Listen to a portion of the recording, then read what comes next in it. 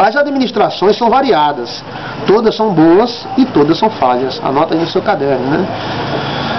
As neopentecostais, né, como Universal, Assembleia de Deus, Igreja da Graça, Mundial, né, elas são administradas, a administração dela é centralizada, ou seja, todas as igrejas têm um líder, geralmente é um pastor, é um bispo, e esse pastor e esse bispo domina toda a instituição. Toda a instituição, ele é o presidente, então há uma centralização. No caso da Assembleia de Deus, o sistema é episcopal, tem um presidente, né, o pastor, que é o presidente de todos os pastores, e existe uma diretoria de pastores que elege esse pastor. É o sistema episcopal. Igrejas batistas, por exemplo, a Igreja Batista, Presbiteriana, Congregacional e Episcopal. As igrejas congregacionais, essas igrejas, elas são comandadas pela congregação, são como fossem congregacionais. Até um certo tempo, depois elas se emancipam, ou seja, elas são ligadas à sede até por algum tempo, essas igrejas.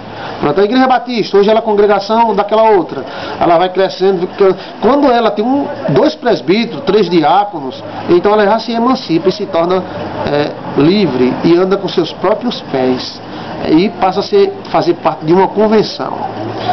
Essas partes que eu estou falando para você é para que você conheça mais ou menos como são os sistemas de administração eclesiásticas nos dias atuais. Por exemplo, a Igreja Congregacional, ela tem esse sistema. A igreja, ela tem uma filha, como se chama, e essa filha é uma congregação, a cidade tal, então ela vai crescendo, 3 presbíteros, 5 diáconos, então dá entrada na emancipação.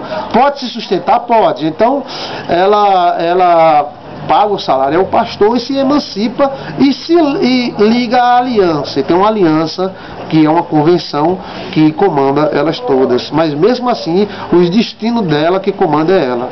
São sistemas congregacionais, presbiteriano e batistas, né? Esta igreja tem um governo próprio e independente. Depois que ela é emancipada, ela paga o dízimo dos dízimos à convenção, né? A convenção, ou seja, essa igreja, tanto batista como congregacional, quando ela é emancipada, ela se torna independente, seus passos são independentes, e ela passa a pagar o dízimo dos dízimos à sua congregação, à sua aliança.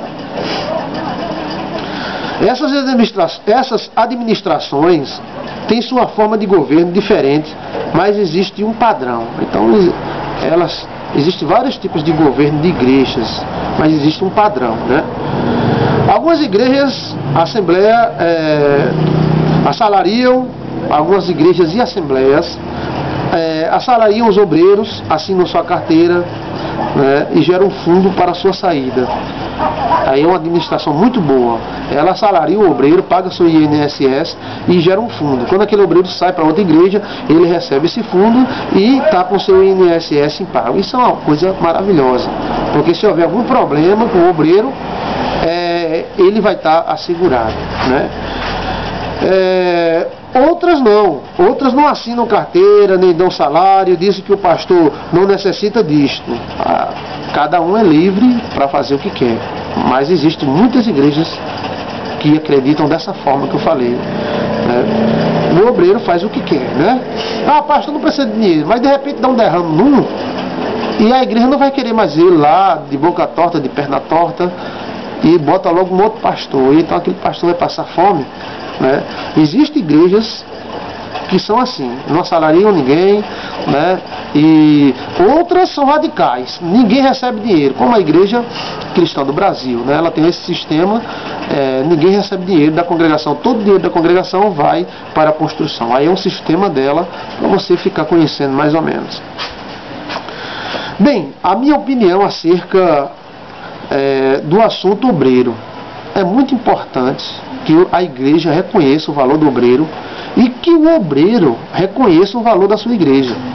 Quando a igreja chama um obreiro, um presbítero, um diácono, um pastor, para que esse pastor esteja à frente dela, ela está dando uma grande honra para este homem. Esse homem tem que saber ser honrado e tem que mostrar o seu serviço à altura da honra que ele recebeu, né? E a igreja